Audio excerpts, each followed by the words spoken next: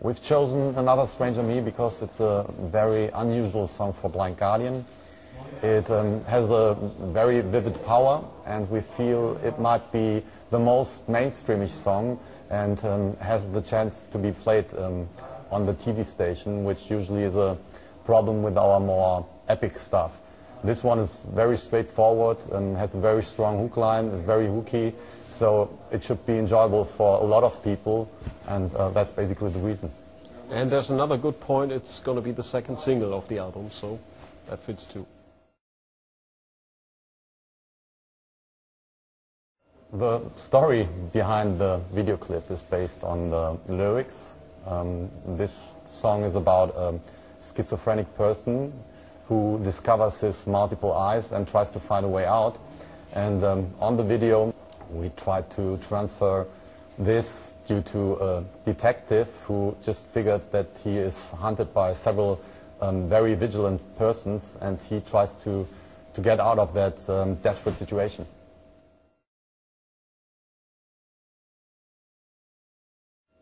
The other selves in the other eyes in the stories, they are very vicious, and they do not have any intentions to live on a peaceful status with that detective, and they are just, fooling him and trying to make him a lunatic, which he is already.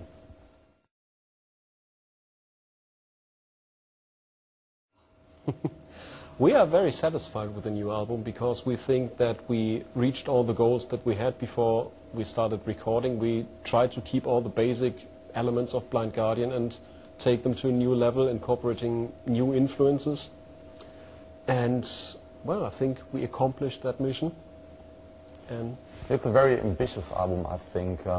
We on one hand followed the traditional route and brought in some elements which are known for Blind Guardian, and they will make it a very enjoyable album for the die-hard traditional metal fans. But we also have some modern stuff in there which might be very attractive to people who have a certain impression of Blind Guardian, which they, call good old-fashioned, but what we are doing is nevertheless very progressive, and this might attract these people.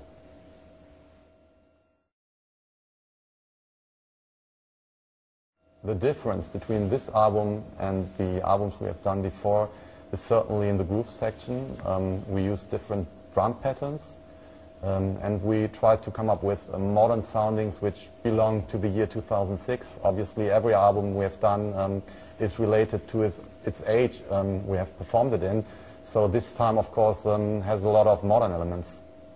Another big difference is that, especially on the last one, we used lots of layers in the music, vocal layers, guitar layers, and we reduced this more to, we focused more on the basics, and so on this one there's more room in the songs, so they can kind of breathe a bit better.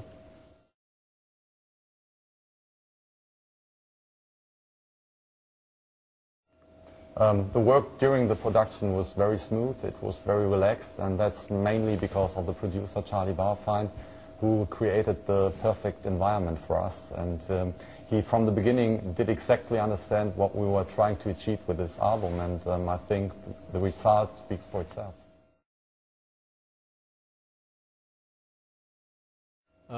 In contrast to the albums before, we have a lot of variations concerning the guitar sound. So it's not that, for example, there's just one rhythm guitar sound used for all the songs, but we adjusted it. So if a song is demanding a different sound, or even just a part of a song is demanding a different sound, we were going for this, and we were experimenting a lot with this, and the result speaks for itself. We did not write about The Lord of the Rings because the music itself does not demand any topics related to The Lord of the Rings. To be honest, when we did A Night at the Opera and Imaginations, there was nothing related to Tolkien as well, but that seems to have the strongest impression on people. Whenever we speak about Tolkien, that fits very well music-wise, but as said, since it does not work with the music we're doing at the moment, we keep that for later activities.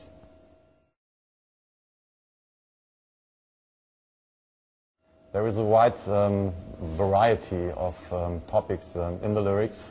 We deal with mythology, as we used to do on Imaginations or on Night at the Opera already. But there's also some religious inspired stuff. Some stuff just deals with nowadays experience we have made. And it's all mingled together, and that's where the title comes in, A Twist in a Myth, because that describes pretty well what is going on in the lyrics. You are driven into wrong direction. Whenever you think you have a conclusion what the song is about, you will be proven different.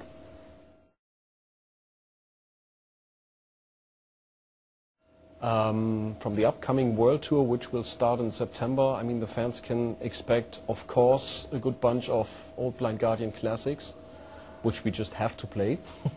And of course, we will play some new songs. We'll try to put up a very entertaining show, and we hope that all our fans will come to see us and party with us. We have a good amount of things in mind which we would like to do, and I can promise the stage design and everything in terms of environment will be pretty much like Pink Floyd or Queensryche, so we try to find new directions.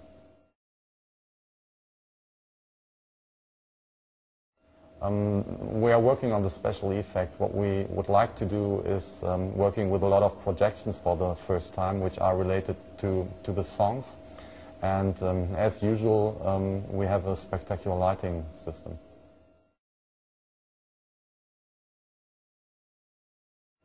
Well, we've been in the studio for more than 6 months, and before that we worked a good amount of time on the songs. So now it's the time to come back on stage and have a blast with you. I think so too. I hope that the fans will like what we're doing today. And as I said, that they will come to the shows and have a good time with us. So see you on tour.